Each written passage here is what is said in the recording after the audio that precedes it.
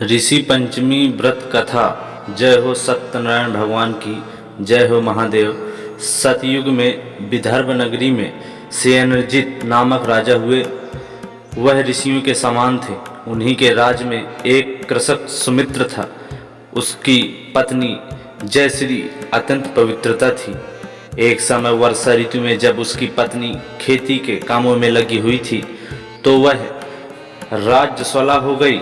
उसको राज्य स्वला होने का पता लग गया, फिर भी वह घर के कामों में लगी रही। कुछ समय बाद वह दोनों स्त्री पुरुष अपनी अपनी आयु भोग कर मृत्यु को प्राप्त हुए।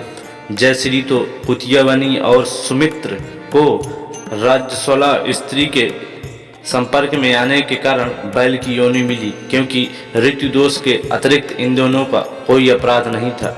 इसी कारण दोनों को अपने पूर्व जन्म का समस्त विवरण याद रहा। वे दोनों कुतिया और बैल के रूप में उसी नगर में अपने बेटे सुचित्र के यहाँ रहने लगे। धर्मात्मा सुचित्र अपने अतिथियों का पूर्ण सत्कार करता था। अपने पिता के श्राद्ध के दिन उसने अपने घर ब्राह्मण के भोजन के लिए कई प्रकार के व्यंजन बनवाए। जब उसकी स्त्री किसी काम के लिए रसोई बाहर गई हुई थी तो एक सर्प ने रसोई की खीर के बर्तन में विष बमन कर दिया। कुतिया के रूप में सुचित्र की माँ कुछ दूर से सब कुछ देख रही थी। पुत्र की बहू के आने पर उसने पुत्र को ब्रह्म हत्या के पाप से बचाने के लिए उस बर्तन में मुंह डाल दिया। सुचित्र की पत्नी चंद्रवती से कुतिया का यह कृत्य देखा न गया और उसने चूल्हे में से जलती लकड़ी निकालकर कुतिया को मार दी। बेचारी कुतिया मार खाकर इधर उधर भागने लगी। चौके में जो जूठन आदि बची रहती थी वह सब सुचित्र की बहू उस कुतिया को डाल देती थी, लेकिन क्रोध के कारण उसने वह भी बाहर फेंकवा दी। सब खाने का सामान फेंकवा कर बर्तन साफ करके दोबारा खाना बनाकर ब्राह्मणों को खिलाया।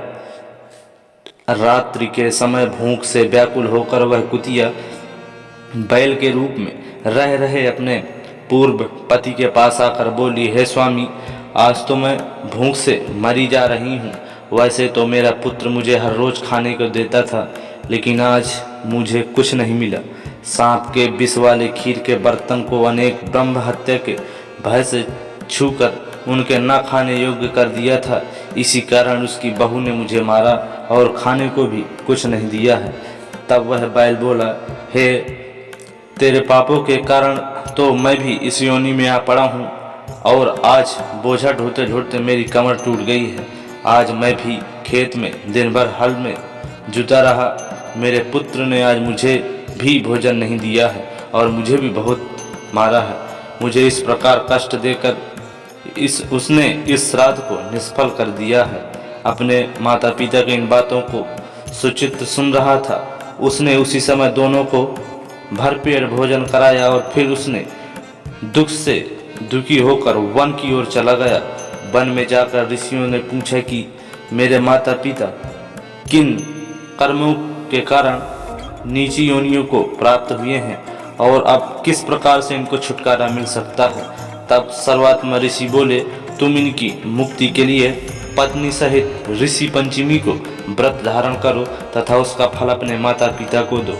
भाद्रपद महीने की शुक्ल पंचमी को मुख शुद्ध करके मध्याह्न में नदी के पवित्र जल में स्नान करना और नए रेशमी कपड़े पहनकर अरुधंती सहित सप्त ऋषियों की पूजा करना है। इतना सुनकर सुचित्र अपने घर लौट आया और अपनी पत्नी सहित विधि विधान से पूजा व्रत किया। उसके पुण्य से पिता माता दोनों पशु योनियों से छूट गए। इसलिए जो महिला श्रद्धापूर्वक ऋषि पंचमी का व्रत करती है वह समस्त सांसारिक सुखों का भोग कर वैकुंठ को जाती है। तो ये कथा ऋषि पंचमी के आपने सुनी। अगर ये अच्छी लगी हो तो वीडियो को लाइक कर देना है, चैनल को सब्सक्राइब कर लेना है और कमेंट कर देना है। जय महादेव, जय हो सत्यनारायण की।